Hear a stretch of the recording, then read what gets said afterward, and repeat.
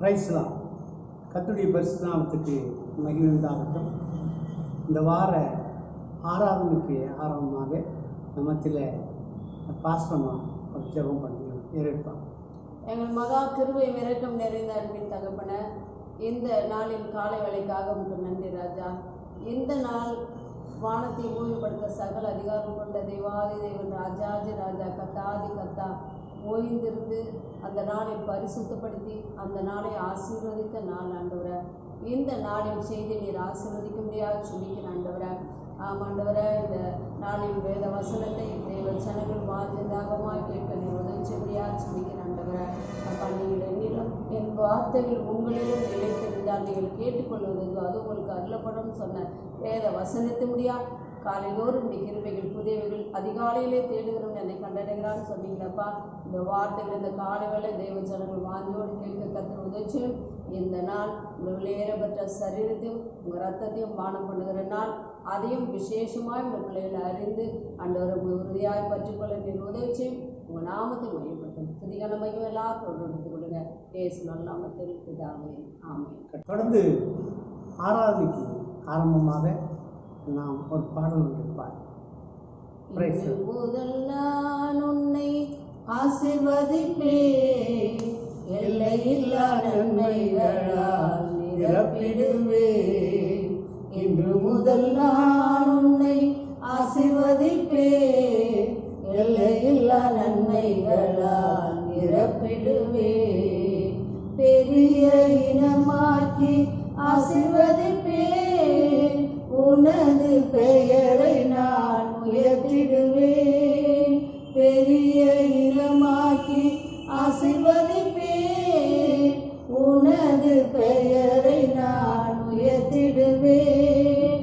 ஆசீர்வாத வாய்க்காலாய் நீருப்பார், ஆசீர்வாத வாய்க்காலாய் நீருப்பார்.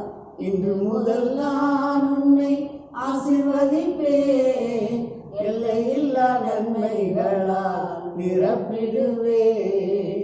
செல்லும் இடமெல்லாம் காவலாய் நான் இருப்பேன், சொன்னதை செய்திடுவேன், கைவிடவே மாட்டேன்.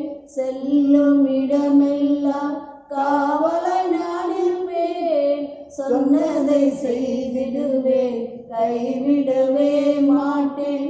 நீ வாழும் இந்த தேசம் உனக்கு தந்திடுவேன். இன்று முதல் நான் உன்னை ஆசீர்வதிப்பேன், எல்லையில்லா நன்மைகளால் நிரப்பிடுவேன். லூக்கா 23:33. கபாலஸ்தலம் என்று சொல்லப்பட்ட இடத்தில் அவர்கள் சேர்ந்த பொழுது அவரையும் அவருடைய வலது பக்கத்தில் ஒரு குற்றவாளியையும் அவருடைய இடது பக்கத்தில் ஒரு குற்றவாளியையும் சிலுவைகளில் அறைந்தார்கள். இந்த கபாலஸ்தலம் என்கிற இடத்துக்கு தான் ஆங்கில பதம் கல்வாரி என்று சொல்கிறது.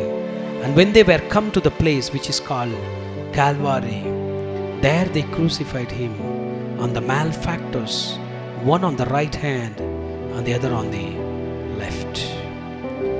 கல்வாரி மாமலையோரம் கொடுங்கோர காட்சி கண்டே, கண்ணில் நீர் வடிந்திடுதே,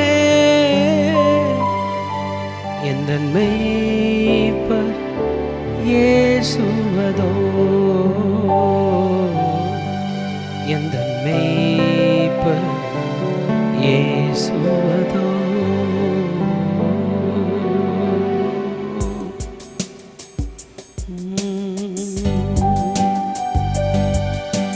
அப்பொழுது இயேசு, பிதாவே, இவர்களுக்கு மன்னியும், தாங்கள் செய்கிறது இன்னதென்று அறியாதிருக்கிறார்களே என்றார்.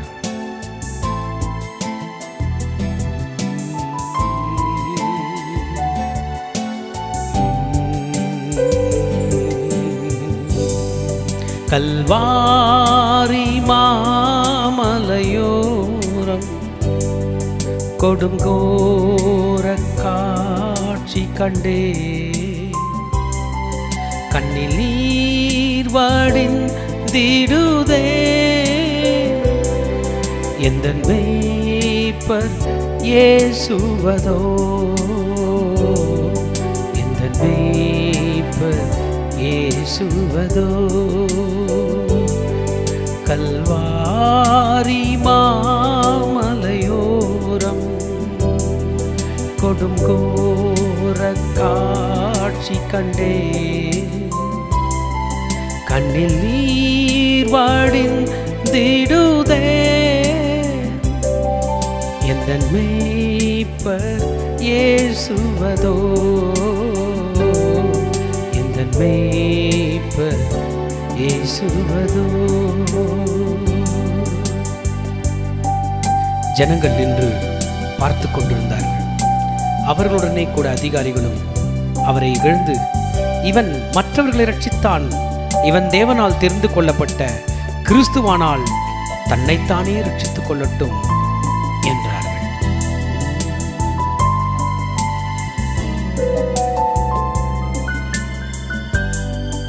எருசலேமின் வீதிகளில்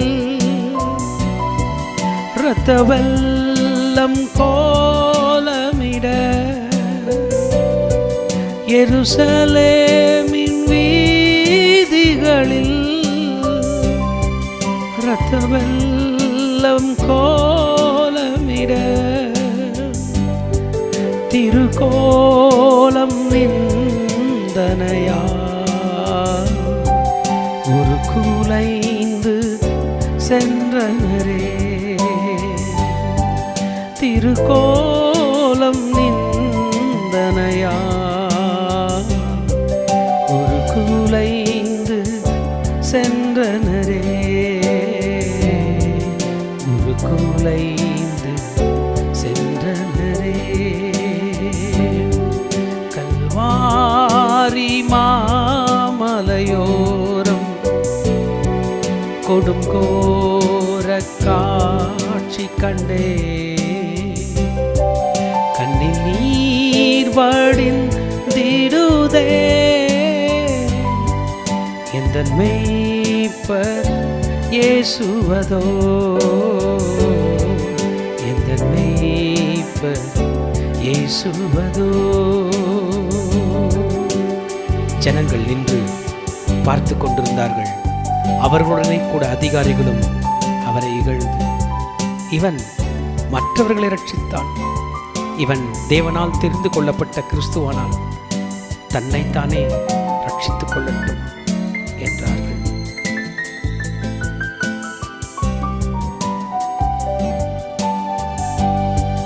சிலுவை தன் தோளதிலே சிதறும் தன் வேர்வையிலே, சிலுவை தன் தோளதிலே சிதறும் தன் வேர்வையிலே, சிறுமை அடைந்தவராய் நிந்தனை பல சகித்தார். சிறுமை அடைந்தவராய் நிந்தனை பல சகித்தார். நிந்தனை பல சகித்தார். கல்வாரி மாமலையோரம் கொடும் கோர காட்சி கண்டே.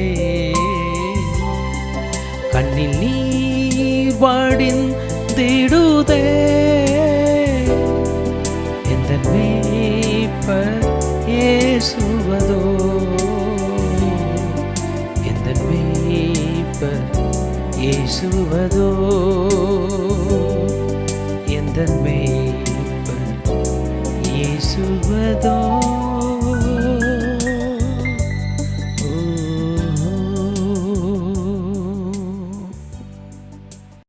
கர்த்தருடைய பரிசுத்த நாமம் மகிமைப்படுவதாக. ஆண்டவரும் இரட்சகருமாகிய இயேசு கிறிஸ்துவின் நாமத்தினாலே உங்கள் யாவருக்கும் என்னுடைய அன்பான பணிவான வணக்கங்களை நான் தெரிவித்துக் கொள்கிறேன். இந்த காலை வேளையிலும் கூட நாம் ஆண்டவருடைய கிருபையினாலே நாம் பிழைத்திருக்கிறோம். ஆண்டவருடைய நாமம் மகிமைப்படுவதாக. இந்த காலை வேளை தியான பகுதி, சங்கீத தியான பகுதி 93வது சங்கீதத்தை நாம் தியானிக்க இருக்கிறோம்.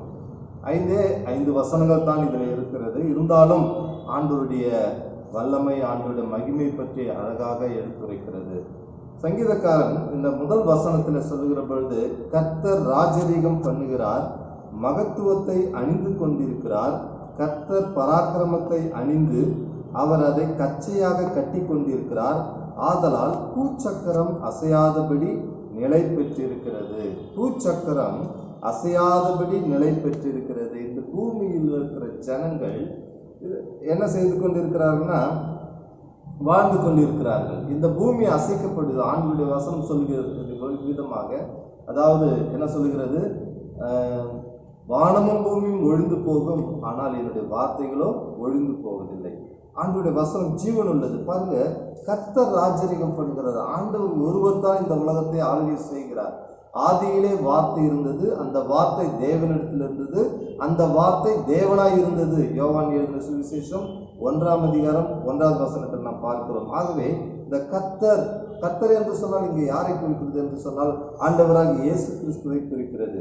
பாருங்க, 93வது சங்கீதம் இந்த முதல் வசனம், 97வது சங்கீதம் முதல் வசனம், 99வது சங்கீதம் முதல் வசனம், இந்த 3 அதிகாரங்களிலும் முதல் வசனத்துல முதல் தலைப்பு என்னவென்று சொன்னால், கர்த்தர் ராஜரீகம் பண்ணுகிறார், அவர் மகத்துவத்தை அணிந்து கொண்டிருக்கிறார், கர்த்தர் பராக்கிரமத்தை அணிந்து அவர் அதை கட்சியாக கட்டி கொண்டிருக்கிறார். அருமையான 2வது வசனத்துல பார்க்கிற பொழுது, உமது சிங்காசனம் பூர்வம் முதல் உறுதியானது, உமது சிங்காசனம் பூர்வம் முதல் உறுதியானது, நீர் அனாதியாய் இருக்கிறீர். ஆண்டவர் ஒருவரே தேவன்.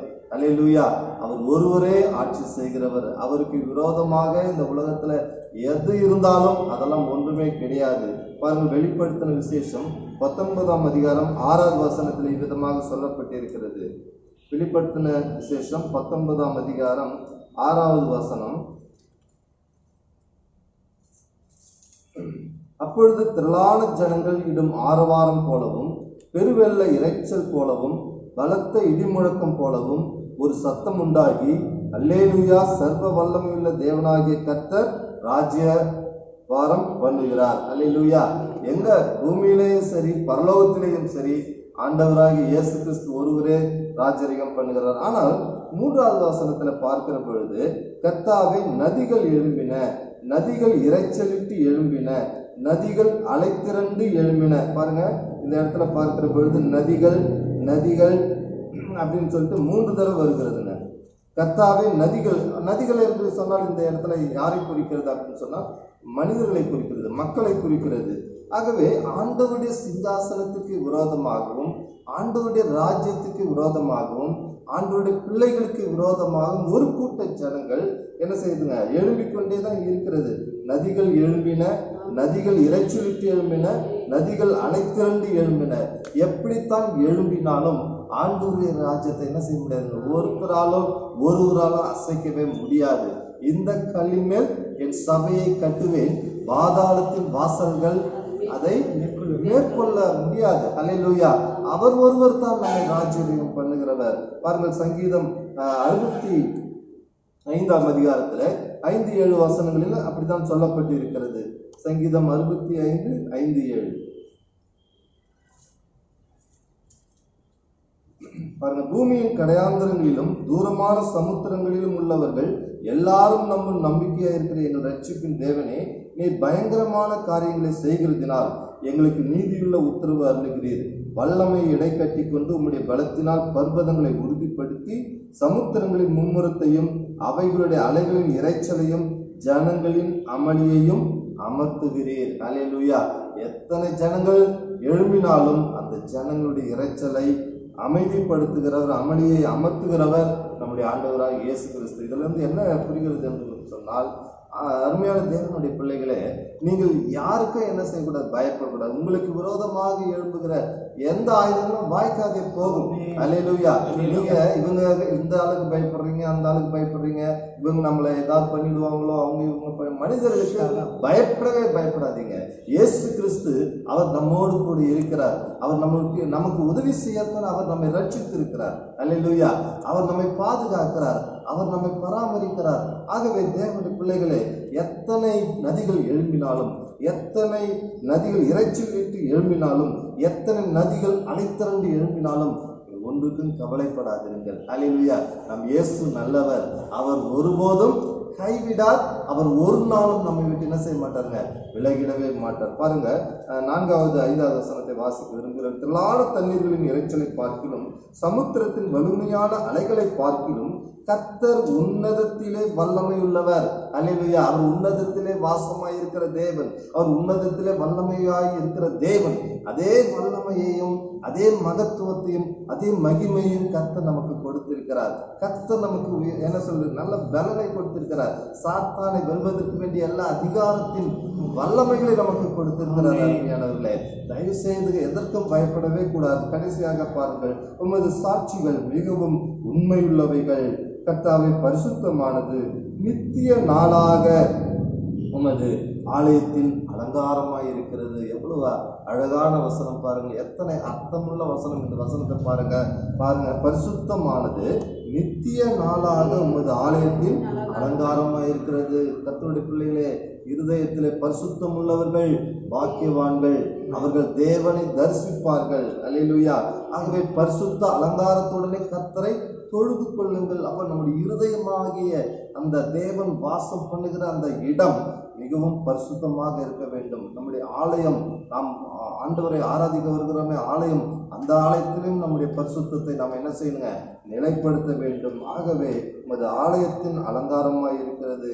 இந்த நாட்களிலே தேவனுடைய பிள்ளைகளை தொடர்ந்து நாம் ஜெபத்தில் கருத்திருப்போம். ஆலயத்தில் நடைபெறக்கூடிய பிரைஸ் தி லார்ட், அல்லேலூயா, தேவனுடைய ஜெப வேலையில நாம் பங்கு பெறுவோம். கர்த்தர் நம்ம தொடர்ந்து இந்த வாரம் முழுவதும் ஆசீர்வதிப்பாராக. ஆமென். Praise the Lord. கர்த்தருடைய பரிசுத்த நாமத்துக்கு மகிமை உண்டாகட்டும். இந்த அருமையான காலங்களில், இந்த ஓய்வு நாளின் காலங்களில் உங்களை நான் சந்திப்பதில் மிகவும் மகிழ்ச்சியாக இருக்கிறேன். தேவனாய் கர்த்தரிடத்தில் இந்த வாரத்தில் என்ன செய்திகளை ஜனங்களுக்கு கொண்டு போகலாம்னு சொல்லி நான் வாஞ்சித்து கேட்ட வேலையில் கர்த்தர் சொன்னார், உங்களை ஆசீர்வதிப்பேன்னு சொல்லுங்கள். ஜனங்கிட்ட போய் சொல்லுங்கள், உங்களை ஆசீர்வதிப்பேன். எப்படி எந்த ஆசீர்வாதத்தை நீங்கள் கொடுக்க போகிறீங்க அப்படின்னு சொல்லி தேவ சபையில் கேட்டதான வேலையில் தேவனாய் கர்த்தர் சொன்னார், ஆமாம், ஆதியாகமத்தின் புஸ்தகத்தில் அருமையான ஆபிரகாமோடு பேசின தேவன் எபிரேய நிருபத்தில் பவுல் அப்போஸ்தலன் மூலமாக அவர் ஆபிரகாமுக்கு சொன்ன ஆசீர்வாதங்களை நமக்கு சொல்லி தருகிறார்.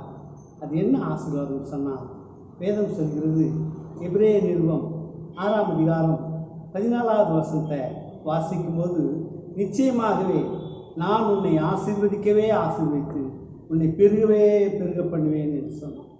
ஆகவே எப்பொழுதும் தேவனாய் கர்த்தர் நம்மை ஆசீர்வதிக்கிற தேவன். இஸ்ரவேலை ஆசீர்வதிக்கும் கர்த்தருக்கு பிரியம். ஆதி மனிதனாகிய ஆதாமை அவர் தம்மை போலவே உண்டாக்கி உருவாக்கி அவனையும் அவன் மனைவியும் ஆசீர்வதித்தார். இந்த கால வேளையில் அவர் உன்னையும் உன் மனைவியும் ஆசீர்வதிக்கிற தேவனாய் அவர் கடந்து வந்திருக்கிறபடினாலே எல்லா கரங்களை தட்டி தேவநாமத்தை மேம்படுத்தலாமா? Price the Lord. தேவநாமத்தை மேம்படுத்து மாத்திரமல்ல, ஆண்டவரத்தில் கேளுங்க, ஒரு சிறு ஜெபம் பண்ணுங்க. அன்றைக்கு ஆதாமே அவளையும் ஆசீர்வதித்த தேவனாய் கர்த்தாவே, என்னை என் மனைவியும் ஆசீர்வதிங்க என்று கேளு. தேவனத்தில் கேளுங்க. அவர் உன்னையும் உன் மனைவியும் இந்த கால வேளையில் ஆசீர்வதிக்கிறவராய் அவர் கடந்து வந்திருக்கிறார்.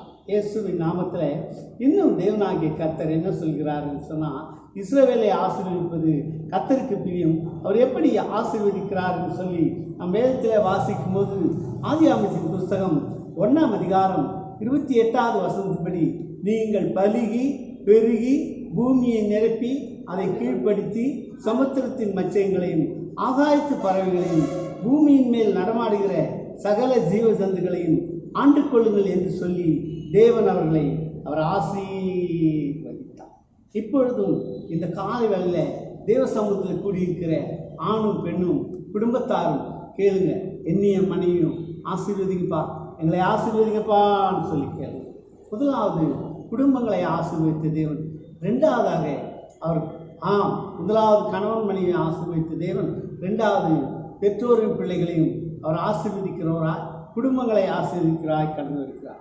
வேதத்தில் ஆதியாகமத்தின் புஸ்தகம் 9ஆம் அதிகாரம் 1வது வசனத்தை வாசிக்கும் போது பின்பு தேவன் நோவாவையும் அவன் குமாரரையும் ஆசீர்வதித்து நீங்கள் பலுகி பெருகி பூமியை நிரப்புங்கள் என்று சொல்லி அவர் குடும்பங்களை ஆசீர்வதிக்கிற தேவன். இந்த கால வேளையில தேவ சமூகத்தில் அமர்ந்து கொண்டிருக்கிற தேவ ஜனமே கேளுங்க, என்னையும் என் குடும்பத்தையும் என்னையும் என் பிள்ளைகளையும் ஆசீர்வதிப்பான்னு கேளு. அவர் எப்பொழுதும் நம்மை அவர் ஆசீர்வதிக்கிறதான தேவன். கடந்த வருடம் முழுவதும் பாதுகாத்து, இந்த 6 மாதமும் பாதுகாத்து, நம்ம இந்த 7வது மாதத்தை கொண்டு வந்த தேவனை ஒரு விசை கூட நோக்கி, அப்பா என்னையும் பிள்ளைகளையும், அப்பா என்னையும் மனையும் ஆசீர்வதிங்கன்னு சொல்லி ஒரு விசை கேட்கலாமா? அவர் உன்னை காண்கிற தேவனாய், பார்க்கிற தேவனாய், விசாரிக்கிற தேவனா அவர் கடந்து வந்திருக்கிறார். அவற்றில் கேளுங்க, எங்கே 2 பேர் 3 பேர் என் நாமத்திலே கூடுகிறீர்களோ மத்தியிலே நான் கடந்து வருவேன்னு சொன்ன கர்த்தர், தேவனாகிய கர்த்தரை தொழுது கொள்ளும் போதெல்லாம் வானங்களை தாழ்த்தி உங்களுக்கு சமீபமாய் வருகிறது போல தேவனை இவ்வளவு சமீபமாய் பெற்ற வேற பெரிய ஜாதி எது என்று சொல்லி வேதம் சொல்கிறதே. ஆகவே தேவனாகிய கர்த்தர் கணவனையும் மனைவியும் ஆசீர்வதிக்கிற தேவன், பெற்றோரும் பிள்ளைகளையும் ஆசீர்வதிக்கிறதான தேவன். அவர் தனி மனுஷனையும் ஆசீர்வதிப்பார். என்னாகமத்தின் புஸ்தகம் 24ஆம் அதிகாரம் 1வது வசனத்தை வாசிக்கும் போது வேதம் சொல்கிறது, இஸ்ரவேலை ஆசீர்வதிப்பது கர்த்தருக்கு பிரியம் என்று சொல்லி. தனி மனுஷனை, அழைக்கப்பட்டவனை, மனம் மாறினவனை அவர் ஆசீர்வதிக்கிறதான தேவன். இதை குறித்து நாம் பார்க்கும்போது ஏசாயா தீர்க்கதரிசன புஸ்தகம் 51ஆம் அதிகாரம் 2வது வசனத்தை வாசிக்கும் போது, உங்கள் தகப்பனாகிய ஆபிரகாமையும் உங்களை பெற்ற தாயாகிய சாராளையும் நோக்கி பாருங்கள், அவன் ஒருவனாய் இருக்கையில் நான் அவனை அழைத்து அவனை ஆசீர்வதித்து அவனை பெருக பண்ணேன் என்று சொன்ன கர்த்தர் அழைத்தவர்களை ஆசீர்வதிப்பார். நீ அழைக்கப்பட்ட தேவ ஜனம் அல்லவா? தேவன் உன்னை ஆசீர்வதிப்பேன்னு சொல்றார். உன்னை ஆசீர்வதிக்கிற தேவனா, தனி மனுஷனையும் ஆசீர்வதிக்கிற தேவனா அவர் கடந்து வந்திருக்கிறார். கடந்து வந்த கர்த்தரை பின்னரோட கரங்களை தட்டி அப்படி நாமத்தை நாம் ஜெபம் பண்ண, அப்படி நாமத்தை நாம் மகிமைப்படுத்தலாமா? பிரைஸ்லாம். கேளுங்க, அப்பா என்னையும் ஆசீர்வதிங்க, என் குடும்பத்தையும் ஆசீர்வதிங்க, என் பிள்ளைகளையும் ஆசீர்வதிங்க சொன்ன கர்த்தர் இப்போ தேசத்தை ஆசீர்வதிக்க முடியும். நாம் தேவனத்தில் கேட்கலாமா? 2 நாளாகமத்தின் புஸ்தகம் 7ஆம் அதிகாரம் 14வது வசனத்தை வாசிக்கும் போது, என் நாமம் தரிக்கப்பட்ட என் ஜனங்கள் தங்களை தாழ்த்தி ஜெபம் பண்ணி என் முகத்தை தேடி தங்கள் பொல்லாத வழிகளை விட்டு திரும்பினார், அப்பொழுது பரலோகத்தில் இருக்கிற நான் கேட்டு அவருடைய பாவத்தை மன்னித்து தேசத்துக்கு சேமத்தை உண்டு பண்ணுவேன். நிமித்தம் தேசம் சேமம், உன் நிமித்தம் நீ கீழ்ப்படியது நிமித்தம், நீ தேவனை தொழுது கொள்வது நிமித்தம் தேசம் சேமமாயிருக்கும். இன்னும் வேதத்தில் வாசிக்கும் போது தேவனாகிய கர்த்தர் யாரெல்லாம் கர்த்தருடைய அழைப்புக்கு கீழ்ப்படிந்தார்களோ அவர்களை தேவனாகிய கர்த்தர் அவர் ஆசீர்வதித்தார். ஆதியாகமத்தின் புஸ்தகம் 12ஆம் அதிகாரம் 4வது வசனப்படி தேவன் சொன்னபடி ஆபிரகாம் செய்தார். அவர் என்ன செய்தார் தெரியுமா? கர்த்தர் ஆபிரகாமுக்கு சொன்னபடி புறப்பட்டு போனான். லோத்தும் அவனோடு கூட கடந்து போனான். ஆபிரகாம்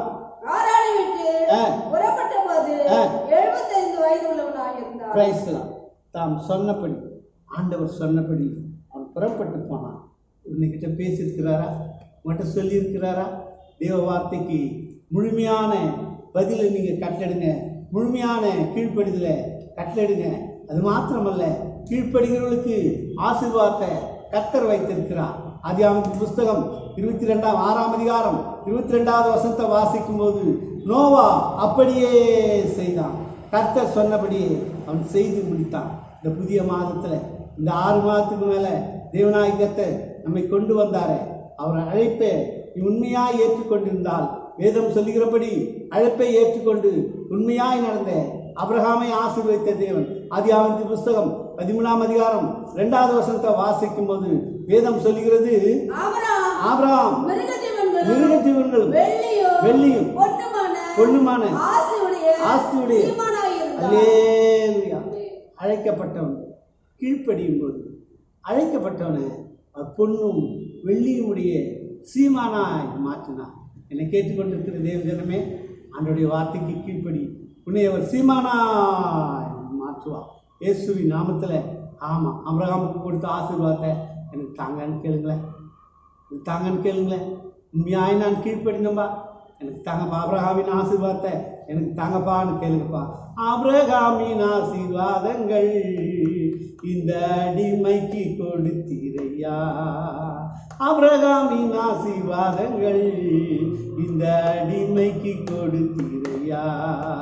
நன்றி நன்றி நன்றி. அல்லேலூயா. கீழ்ப்படுகிற வேலையில் தான் கீழ்ப்படிய முடியும். கீழ்ப்படிய முடியாத வேலையிலும் ஆபிரகாம் கீழ்ப்படிஞ்சானே. எப்படி கீழ்ப்படிந்தான்? ஆமாம், 100 வயதில் பிள்ளை கொடுத்து அந்த பிள்ளை வளர்ந்த பிற்பாடு வாலிபனாய் மாறி இருப்பது அவனை கொண்டு வந்து என் சமூகத்தில் அவனை பலியிடுன்னு ஆண்டவராகிய தேவன் சொல்லும்போது அதற்கும் கீழ்ப்படிந்தான்.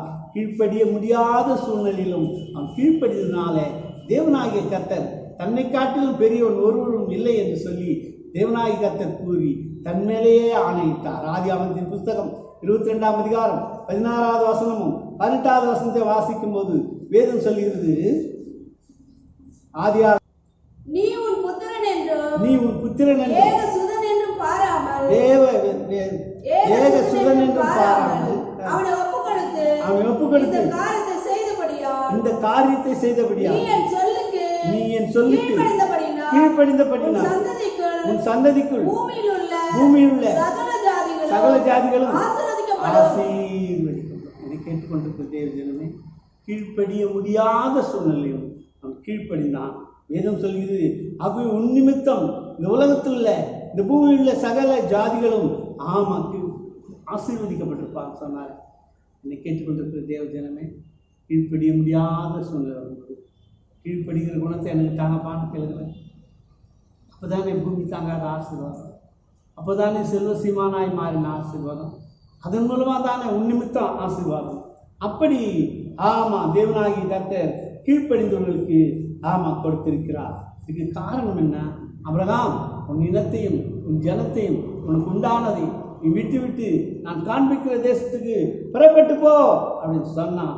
பழைய பழக்க வழக்கங்களை விட்டு, பழைய சடங்காச்சாரங்களை விட்டு அவன் புறப்பட்டு கடந்து வந்தான். அவன் புறப்பட்டு கடந்து வந்தனாலே கர்த்தர் ஆதியாகமத்தின் புஸ்தகம் 13ஆம் அதிகாரம் 6வது வசனத்தின்படி வேதம் சொல்கிறது, அவர்கள் ஒருமித்து குடியிருக்க அந்த பூமி அவர்களை தாங்கக்கூடாத.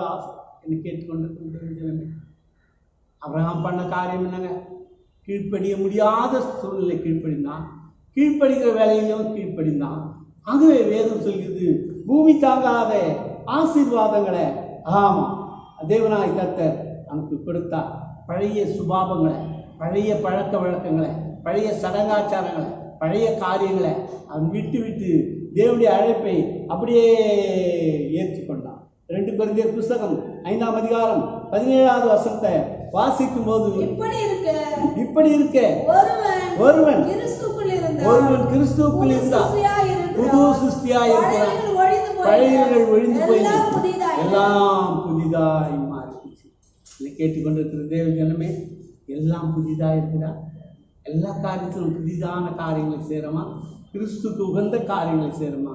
இயேசுவின் நாமத்தில் அப்பேற்பட்ட காரியங்களை செய்யும்போது கர்த்தர் உன்னை ஆபிரகாமுக்கு கொடுத்த ஆசீர்வாதத்தினால உன்னை நிரப்பி அவர் பாதுகாத்துக் கொள்வார். தேவனாகிய கர்த்தர் ஆபிரகாமை ஆசீர்வதிக்க காரணம் அவன் இயேசுவின் நாமத்தில் கர்த்தருக்கு பயந்து நடந்தான், கீழ்ப்படிந்து நடந்தான். இன்னும் பார்க்கும்போது பொறுமை உள்ளவனாயிருந்தான். ஆசீர்வாதத்தை பெற்றுக்கொள்வதற்கு பொறுமை வேணும், காத்திருக்கக்கூடிய சூழ்நிலைகள் வேணும். கர்த்தருக்கு கீழ்ப்படுகிற பெரியோர்கள் சிறியோர்கள் யாராயிருந்தாலும் கர்த்தர் அவர்களை ஆசீர்வதிக்கிறார். சங்கீதங்கள் புஸ்தகம் 115 சங்கீதம் 12வது வசனத்தையும் 13வது வசனத்தையும் வாசிக்கும் போது வேதம் சொல்லுகிறது, கர்த்தர் நம்மை நினைத்திருக்கிறார், அவர் ஆசீர்வதிப்பார், அவர் இஸ்ரவேல் குடும்பத்தாரை ஆசீர்வதிப்பார், அவர் ஆரோன் குடும்பத்தாரை ஆசீர்வதிப்பார், கர்த்தருக்கு பயப்படுகிற பெரியோரையும் சிறியோரையும் அவர் ஆசீர்வதிப்பார். கர்த்தர் உங்களையும் உங்களுடைய பிள்ளைகளையும் வர்த்திக்க செய்வார். கலாத்தியர் நிருபத்துல 3ஆம் அதிகாரத்துல 6வது வசனத்தை வாசிக்கும் போது அப்படியே ஆபிரகாம் தேவனை விசுவாசித்தார், அது அவனுக்கு நீதியாக எண்ணப்பட்டது. ஆகவே ஆபிரகாம் தேவனை விசுவாசித்தான், அவருடைய வார்த்தையை விசுவாசித்தான், அழைப்பை விசுவாசித்தான், நம்பினான். ஆகவே ஆபிரகாம் செல்வ சீமானாய் மாறி போனான். வேதம் சொல்கிறது, ஆமா, கலாத்தியர் நிருபம் 3ஆம் அதிகாரம் 6வது வசனத்தின்படி விசுவாச மார்க்கத்தார் யாவரும் அவருடனே கூட ஆசீர்வதிக்கப்படுவார்கள் என்று வேதம் சொல்கிறது. ஆமென். அவன் கீழ்ப்படுகிறவனாக மாத்திரமல்ல, பொறுமையாய் காத்திருக்கிறவனாக மாத்திரமல்ல, அவன் தொழுது கொள்கிறவனாய் இருந்தான். பலிபீடம் கட்டி தொழுது கொண்டான். ஆதியாகமத்தின் புஸ்தகம் 12ஆம் அதிகாரம் 7வது வசனத்திலும், ஆதியாகமத்தின் புஸ்தகம் 13ஆம் அதிகாரம் 18வது வசனத்திலும், ஆதியாகமத்தின் புஸ்தகம் 13ஆம் அதிகாரம் 4வது வசனத்திலும் அவர் தொழுது கொள்கிறவனாய் இருந்தான். கர்த்தர் தொழுது கொள்கிறவனை ஆசீர்வதிப்பார். ஒரு அல்லேலூயா சொல்லலாமா? கர்த்தர் தொழுது கொள்கிறவனை ஆசீர்வதிப்பார். கர்த்தர் துதிக்கிறவனை அவர் ஆசீர்வதிப்பார். வேதத்துல ஆதியாகமத்தின் புஸ்தகம் 32ஆம் அதிகாரம் 29வது வசனத்தை வாசிக்கலாமா? ஆதியாகமம் 32:29. அப்பொழுது யாக்கோபு உம்முடைய நாமத்தை எனக்கு அறிவிக்க வேண்டும் என்று கேட்டார். அதற்கு அவர், என் நாமத்தை கேட்பானே என்று சொல்லி அங்கே அவனை ஆசீர்வதித்தார். அப்ப கர்த்தரை தொழுது கொள்கிறவனை துதிக்கிறவனை ஆசீர்வதிக்கிற கர்த்தர்.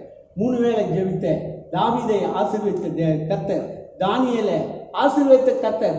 யாரையெல்லாம் அவர் ஆசீர்வதிக்கிறார்? அவர் வார்த்தைக்கு கீழ்ப்படுகிறவள, துதிக்கிறவள, ஜெபிக்கிறவள, பலிபீடம் கட்டி தொழுது கொள்ளுகிறவள. அது மாத்திரமல்ல, வேதம் சொல்கிறது, சங்கீதங்கள் புஸ்தகம் 112ஆம் சங்கீதம் 2வது வசனத்தை வாசிக்கும் போது, அவன் சந்ததி பூமியில் பலத்திற்கும் செம்மையானுடைய வம்சம் அது ஆசீர்வதிக்கப்படும். அது மாத்திரமல்ல, தேவன் இன்னும் யாரை ஆசீர்வதிக்கிறார் என்று சொல்லி வேதத்தில் வாசிக்கும் போது, கொடுக்கிறவர்களை அவர் ஆசீர்வதிப்பார். மல்கியா தீர்க்கதரிசன புஸ்தகம் 3ஆம் அதிகாரம் 10வது வசனத்தை வாசிக்கும் போது வேதம் சொல்கிறது, என் ஆலயத்தில் ஆகாரம் உண்டாயிருக்கும் பொருட்டு தசமபாகங்களையும் பண்டக சாலையில கொண்டு வாருங்கள். அப்பொழுது நான் வானத்தின் பலகையில் சிறந்து இடம்பெல்லாது போகும் மட்டும் ஆசீர்வதிப்பேனோ இல்லையோ என்று என்னை சோதித்து பாருங்கள் என்று சேனைகளின் கர்த்தர் சொல்றார். கொடுக்கிறதுல உண்மையா இருக்கிறோமா? ஜெபிக்கிறதுல உண்மையா இருக்கிறோமா? கீழ்ப்படுகிறதுல உண்மையா இருக்கிறோமா? வேதம் சொல்லுது, 2 கொரிந்தியர் புஸ்தகம் 9ஆம் அதிகாரம் 6-7 வசனத்தை வாசிக்கும் போது, பின்பு நான் சொல்லுகிறது என்ன என்றால், சிறுக விதைக்கிறவன் சிறுக அறுப்பான், பெருக விதைக்கிறவன் பெருக அறுப்பான். அவன் விசனமாயும் அல்ல கட்டாயமாயும் அல்ல, தன் மனதில் நியமித்தபடி கொடுக்க கடவுள் உற்சாகமாய் கொடுக்கிறது. தேவன் பிரியமாய் இருக்கிறார். இன்னும் கர்த்தர் சொல்கிறார், உபாகமத்தின் புஸ்தகம் 1ஆம் அதிகாரம் 11வது வசனத்தின்படி வாசிக்கும் போது, 1000 மடங்கு ஆசீர்வாதங்களை நான் உங்களுக்கு கொடுப்பேன். நீங்கள் இப்பொழுது இருப்பதை பார்க்கலாம் 1000 மடங்கு அது ஆகும், 1000 மடங்கு அதிகமாகும்படி உங்கள் பிதாக்களின் தேவனாகிய கர்த்தர் உங்கள் சொல்லியபடியே உங்களை ஆசீர்வதிப்பார். அவர் ஆசீர்வாதத்தின் தேவனாகிய கர்த்தர் உன்னை அவர் புதிய மாதத்துல புதிய வாரத்துல உன்னை ஆசீர்வதிப்பேன் என்று சொன்னார். இன்று முதல் நான் உன்னை ஆசீர்வதிப்பேன், எல்லையில்லா நன்மைகளால் நிரப்பிடுவேன். இன்று முதல் நான் உன்னை ஆசீர்வதிப்பேன், எல்லையில்லா நன்மைகளால் நிரப்பிடுவேன். பெரிய இனமாக்கி ஆசீர்வதிப்பேன், உனது பெயரை நான் உயர்த்திடுவேன். பெரிய இனமாக்கி ஆசீர்வதிப்பேன், உனது பெயரை நான் உயர்த்தி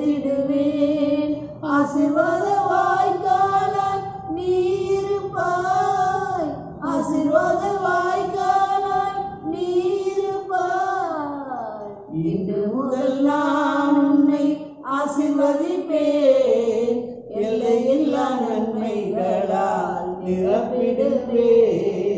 1/10 நீ கொடுத்தால் வானத்தின் பல கனிகள் திறந்திடுவேன்.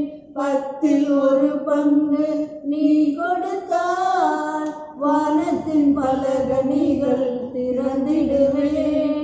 இடம் கொள்ளாத மட்டும் நிரப்பிடுவேன். இடம் கொள்ளாத மட்டும் நிரப்பிடுவேன். இன்று முதல் நான் உன்னை ஆசீர்வதிப்பேன். எல்லையில்லாத நன்மைகளால் நிரப்பிடுவேன். கர்த்தருடைய பரிசுநாமத்துக்கு மகிமை உண்டாகட்டும். அழைப்பை ஏற்றுக்கொண்டு உண்மையாய் நடந்த புதிய மனுஷனாய் வாழ்ந்த அந்த ஆபிரகாமுக்கு கொடுத்த ஆசீர்வாதத்தை கர்த்தர் உங்களுக்கு இந்த புதிய மாதம் புதிய வாரம் நிரம்ப கொடுப்பார். வருகிற 6 மாதமும் கர்த்தர் உன்னோடு கூட இருந்து உன்னையும் சந்ததியும் உன்னையும் மனைவி பிள்ளைகளையும் ஆசீர்வதிப்பார். கர்த்தர் கொடுத்த வசனத்துக்காக கர்த்தர் நேரம் கரங்களை தட்டி எப்படி நாமத்தை மேம்படுத்தலாமா? Praise Lord, praise Lord, praise Lord, praise Lord. அன்பின் பரலோக தகப்பனே, நன்மையான ஆசீர்வதிக்கப்பட்ட காலை வேளைக்காக நன்றி. இயேசுவின் நாமத்தில் நிச்சயமாகவே உன்னை ஆசீர்வதிக்கவே ஆசீர்வதிப்பேன், உன்னை பெருகவே பண்ணுவேன் சொன்ன கர்த்தர் இந்த வேத வசனத்தின் மூலம் என் ஜனங்களை நீங்கள் ஆசீர்வதிங்க, பலப்படுத்துங்க, பொறுப்படுத்திக் கொள்ளுங்க. ஆசீர்வாத குறைவின்றி பாருங்க. இயேசு கிறிஸ்துவின் வல்லமையுள்ள நாமத்தில் ஆத்மாவே கர்த்தரை சோற்றி, உள்ளமே பரசுராமத்தை சோற்றி, என் ஆத்மாவே கர்த்தரை சோற்றி, அவர் செய்த சகல உபகாரங்களை. நம்முடைய ஆண்டவராகிய இயேசு கிறிஸ்துவின் கிருபை, பிதாவாகிய தேவனுடைய அன்பும் பரிசுத்தாவியானுடைய அந்யோன்ய ஐக்கியமும் சமாதானம் பயன்படுத்தும் நம் அனைவரோடு கூட இன்றும் என்றும் சதா காலம் நிலையாய் நிலைத்திருப்பதாக. அன்பு தேவ ஜனமே, அவர் ரிக்வெஸ்ட்டு வருகிற 13ஆம் தேதி ஒரு திருமணம், வருகிற 15ஆம் தேதி ஒரு திருமணம் சபையிலே நடக்கப்போகிறது. அந்த திருமணங்களுக்காக செபித்துக் கொள்ளுங்க. முடிந்தவர்கள் வந்து திருமணத்தில் கலந்து கொள்ளுங்க. கர்த்தர் உங்களை ஆசீர்வதிப்பார். பிரைஸ்